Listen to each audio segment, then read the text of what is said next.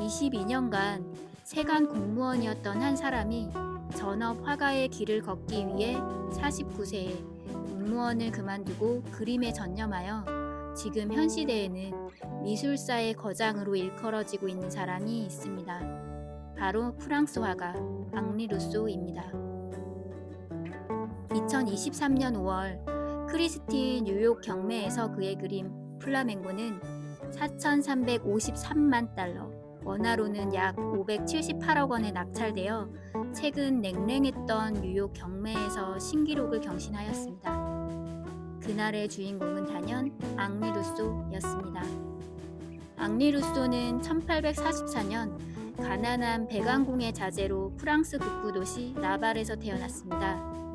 그는 유년기에 고등학교를 다니다 퇴학당한 후 잠시 법률사무소에 다니다가 절도죄를 저질러 잠시 수감되기도 했었습니다. 20세 때 육군의 지연병으로 입대하였고 군악대에서 클라리넷 연주자로 근무하다 5년째 되던 해 부친이 사망하여 제대하였습니다. 그 후 1871년 20대 중반의 나이로 파리시 세관 공무원이 되었습니다. 그는 세관 공무원 시절에도 전문적인 미술 교육 없이 독학으로 그림을 그려나가며 꿈을 키워나갔습니다. 그는 일하지 않는 주말마다 그림을 그렸기에 일요 화가로 일컬어지기도 했습니다.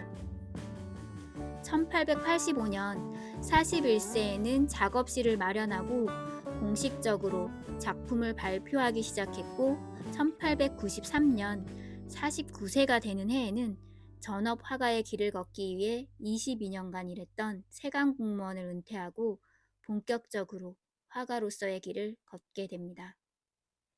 은퇴 후 매달 받는 연금 50프랑만으로는 생활을 해나갈 수가 없어 공예 학교에 나가 소묘도 가르치고 그의 화실에서 아이들에게 음악과 그림을 가르치는 등 여러 가지 일에 종사하며 앙리 루소는 꿈을 키워나갔습니다. 작품 초기에는 전문적인 교육을 받지 못한 화가였고 또한 본인 스스로도 자연밖에 다른 스승이 없다고 말했었고요. 고등학교 교육 이외에는 아무런 교육을 받지 못한 독학 화가라는 이유로 그 당시 언론에서는 소박한 어린애 같은 원시적인, 민속적인, 직관적인 등의 수식어가 따라다니기도 했습니다. 어색한 인체 비례, 사실과는 다른 환상의 색다른 조합 등의 이유로 조롱거리가 되기도 했습니다.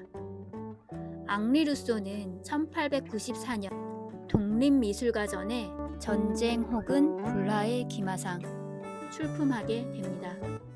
이 당시 평론가 루이로이가 상징주의 잡지에 이 그림에 대해 평을 썼는데요. 이것은 그의 생전에 나온 유일한 제대로 된 평가된 글이라고 할 수 있습니다. 그의 그림이 이상해 보일지 모르나 그것은 우리가 이전에 본 어떤 그림과도 다르기 때문이다. 왜 이전에 본 적이 없는 것은 비웃음의 대상이 되어야 하는가? 이 작품에서 어린이 같은 성격과 에밀리 브론테 소설에서와 같은 순수함과 동화 같은 공포를 발견할 수 있었다. 계층화된 어른 세계에 격렬하게 저항했던 루소 안에 어린아이를 높이 평가했습니다. 또한 피카소와 마티스가 아프리카 조각 등 원시적인 것에 관심을 기울였던 이 시기에 루소는 순수한 원시인으로 명성을 얻었고 주위에 사람들이 모여들었습니다. 루소의 작품을 사서 모았던 피카소는 1908년 자신의 작업실에서 아폴리네르, 레제 등 당시 전위 예술가들과 함께 루소에 대한 찬사를 바치기도 하였습니다. 피카소는 루소의 작품을 살롱전에 때가 묻지 않은 순수한 작품이라고 평했습니다. 그는 루소 그림의 싱싱하고 낯선 기운, 신비롭고 원초적인 에너지를 좋아했습니다. 이런 이들의 호평에도 불구하고 그가 죽기 전 대부분의 사람들이 그를 우스꽝스러운 기인으로 여겼습니다. 시인에게 영감을 주는 뮤즈, 아폴리네르의 호의 있는 주문에 의해 제작되었는데요. 아폴리네르와 그의 애인 마리 로랑생을 그린 이 그림은 아폴리네르는 루소를 돕기 위해 무려 5만 프랑을 지불했다고 전합니다. 그가 그린 대부분의 초상화는 모델과 닮지 않은 것으로 유명했고 원근법이나 비례의 원칙을 따르지 않았기 때문에 그에게 호의를 가졌던 일회인조차도 그의 초상화를 거부하거나 없애버리기까지 했습니다. 루소 본인은 자신을 위대한 화가라고 진지하게 믿었습니다. 1909년 한 사기 사건에 휘말렸을 때 그는 내가 유죄 판결을 받는다면 가장 피해를 당하는 것은 내가 아니라 예술 그 자체일 것이다 라는 말로 자신을 변호하기도 했습니다. 1890년 낙선 전에 출품한 자화상 나 초상 풍경, 그 그림에 그의 자부심이 잘 드러나 있습니다. 그가 즐겨 그리던 풍경인 배가 떠있는 생강둑에 화가가 서 있습니다. 혹시라도 화가라는 것을 몰라볼 사람이 있을까봐 턱수염, 베레모, 팔레트, 붓 등 화가의 소도구가 총동원됐습니다. 그는 에펠탑보다 키가 크고 열기구만큼 높이 솟아 있습니다. 앙리 루소는 그렇게 거대하고 대단한 화가, 프랑스에서 가장 위대하고 부유한 화가가 되고 싶어 했습니다. 앙리 루소는 1910년 9월 발의 괴저로 인해 파리의 자선병원에서 죽음을 맞이하게 되었습니다. 1905년경 피카소, 아폴리네르 등이 그의 작품에 주목하여 평가되긴 하였으나 실질적인 평가는 그의 사후에 이루어졌습니다. 오늘날 앙리 루소는 환상적인 천재로 또는 입체파의 선구자적인 존재로 기록되고 있고 그 이유는 그의 회화에서 볼 수 있는 환상과 전설 그리고 단순화된 형태와 기하학적인 구성에 연유합니다. 그의 그림은 전문적인 기교보다는 소박하고 순수한 열정을 통해 원시적인 세계를 환상에 기반하여 제시했다는 점에서 서투름과 투박함 뒤에서 역설적이게도 숭고한 신비로움을 준다고 평가되고 있습니다.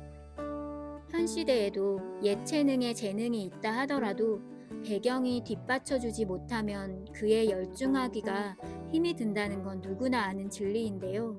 앙리 루소는 가난한 집에서 태어나 다사다난했고 불우하기도 했던 그 삶 속에서도 화가라는 꿈을 포기하지 않았고 본인에 대한 믿음을 저버리지 않았습니다. 어느 누구가 자신을 조롱하더라도 본인에 대한 자부심을 버리지 않았습니다. 그리고 그 믿음은 오늘날 입증되고 있습니다. 49세에 세관 공무원을 그만두고 자신의 꿈에 올인한 그는 결국 미술사의 거장으로 성공을 하였습니다. 앞서 말씀드렸듯이 그의 그림은 현재 578억 원에 팔리고 있고 그림이 몇 점 되지 않아 부르는 게 값이 되는 등 그의 그림은 사랑받고 있습니다. 꿈을 포기하고 세관 공무원으로서 생을 끝내는 것과 꿈에 올인하여 오늘날 미술사의 거장으로 성공을 한 어떤 편이 앙리 루소에게는 행복이었을까요? 이 물음을 여러분 자신에게 한번 던져보시길 바랍니다. 인생은 50부터 60부터라고 합니다. 40대에도 50대에도 60대에도 꿈을 꾸고 이룰 수 있으며 그로 인해 행복해질 수 있습니다. 응원합니다.